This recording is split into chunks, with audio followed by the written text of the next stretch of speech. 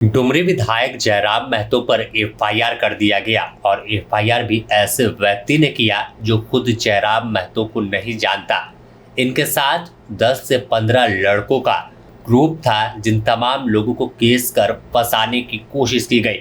पूरे मामले में आखिरकार जयराम महतो ने चुप्पी तोड़ी और जब कोर्ट में पेशी हुई तो पूरे मामले की जानकारी दी और कहा कि कुछ लोग जलते थे और यही वजह है कि झूठा एफआईआर कर दिया था, लेकिन न्यायालय में पूरा भरोसा है। बता दें कि मामला 2015 का है जब रोड जाम के मामले में डुमरी विधायक जयराम महतो पर एक एफआईआर कर दिया गया था। सिर्फ जयराम महतो नहीं बल्कि 10 से 15 इनके साथी जो इनके साथ दोस्तों का ग्रुप था, पूरे ग्रुप पर केस किया गया और 2015 के मामले में अब धनबाद के कोर्ट में इनकी पेशी हुई है। डुमरी विधायक देखिए कैसे कोर्ट में पेश होने पहुंचे और अपनी हाजिरी लगाई है। इस दौरान जब कोर्ट में हाजिरी लगाकर जयराम महतो बाहर पहुंचे, कोर्ट परिसर से बाहर निकले तो सीधे तौर पर कहा मीडिया से बात करते हुए कि कुछ लोग लोकप्रियता से घबराए हुए हैं और शुरू से ही कॉलेज के टाइम से यह सामाजिक कार्य में सक्रिय रहे हैं और यही वजह है कि कुछ लोग जो जल रहे थे, जो घबराहट में है, वह झूठा मुकदमा दर्ज करवा देते हैं। जो उन्हें पहचानते नहीं उनके नाम से मुकदमा करा दिया गया। पहले आपको सुनाते हैं कि क्या कुछ जयराम महतो कह रहे हैं। सिलसिले में आज कोर्ट पहुंचे हैं। कौन सा मामला है? ये एक मामला लगता है, इससे 2015 का मामला है। एक सड़क जाम का मामला है और उस समय कुछ लोगों के इशारे पर गांव के 15-20 लड़कों का नाम दे दिया गया था और जिस व्यक्ति ने केस किया है वो हम लोग को पहचानता भी नहीं है। अगर 15-16 लोग लाइन में खड़ा होकर पूछेंगे किसका नाम कहाँ है, क्या घर है, क्या नाम है पिताजी का, नहीं बोल पाएगा। तो उस समय केस ऐसा ही होता था, चूंकि 10-5 नाम चाहिए केस में। तो उस समय से ही हम बचपन से ही मेरा एक्टिविटी कॉलेज टाइम से ही रहा है। तो कुछ लोगों को खटके थे कि भाई ये लड़का बहुत तेजी से बढ़ रहा है, तो हम मेरा नाम उस के साथ दे दिया। बाकी जिसका नाम हुआ, जिसका थाना में जो मैंने जिनका आना जाना है उनसे पूछ पाछ के 1-2 नाम और हम लोग उसी का नाम दे जिससे उनका पटता नहीं था गाँव में। इस प्रकार से 15-16 नाम दिए गए थे जिनका इस केस से कोई सरोकार ही नहीं था। वो कोई तो हमको लगता है कि आउट ऑफ स्टेट काम करने गए थे, कोई घर में नहीं था उस दिन, कोई कहीं था। तो इस प्रकार का एक केस है। अभी केंदुआडी में जो घटना घटी उसमें क्या है? देखिए, इस पर तो ये गंभीर हमला है।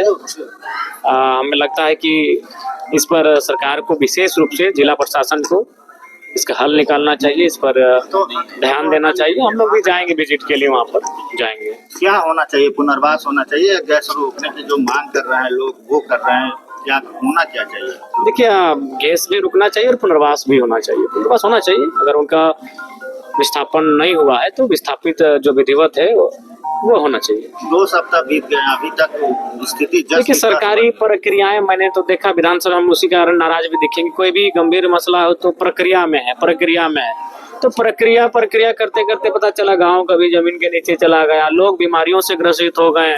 तो यही चीजों को समझना चाहिए कि हर चीज प्रक्रिया नहीं, त्वरित कार्रवाई होनी चाहिए और एक जैसा समस्या है वैसा समय अवधि में काम होना चाहिए। अधिकांश लोग वहाँ पर रैयत हैं और रैयतों की समस्या सुनी नहीं जा रही है। ये तो कटु सत्य रहा है इस राज्य का कि जिन्होंने जमीन दिया है, जो ओरिजिनल रैयत हैं, उनकी समस्याओं को दरकिनार कर दिया जाता है, उनकी समस्याओं को अनसुनी कर दिया जाता है। अभी अगर किसी की मौत हो जाती है, इतने दिन बीत गए हैं, तो फिर आप किसकी जिम्मेवारी बनेगी? किसको? बिल्कुल इसके लिए सरकार प्रशासन की जिम्मेवारी बनेगी, जो सरकारी तंत्र है उनकी जिम्मेवारी बनेगी। अगर वो संवेदनशील नहीं है इस विषय को लेकर तो सारी जिम्मेवारी उनकी बनेगी। आगे इस तरह की अगर 81 साइट है, टोटल 81 साइट में केंदुआ भी शामिल था।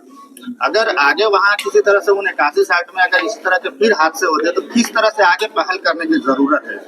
देखिए, हमें लगता है कि अब आगे क्या हादसा होगा उसका इंतजार करने की आवश्यकता ही नहीं है। इस हादसे ने, ये जो घटना घटी है, इसी से मैंने सबक लेना चाहिए, सीख लेना चाहिए और मैंने तत्काल रोकथाम करना चाहिए। विधायक जी, एक सवाल है कि कल सार्वजनिक मंच से बीसीसीएल सीएमडी मनोज अग्रवाल ने कहा कि हमारा कोयला बिक नहीं रहा है और अवैध कोयला धड़ल्ले से बिक रहा है और यही तो पीड़ा है, सही बात है, यही तो पीड़ा है, यही हकीकत है कि आज कोयलांचल की परिस्थिति क्या है। जो कोयला एक व्यक्ति की जमीन से आप राष्ट्र के विकास के लिए ले लेते हैं और वो माफियाओं की जेब में चला जाता है, तो कैसा लोकतांत्रिक व्यवस्था है, कितनी शर्म की बात है।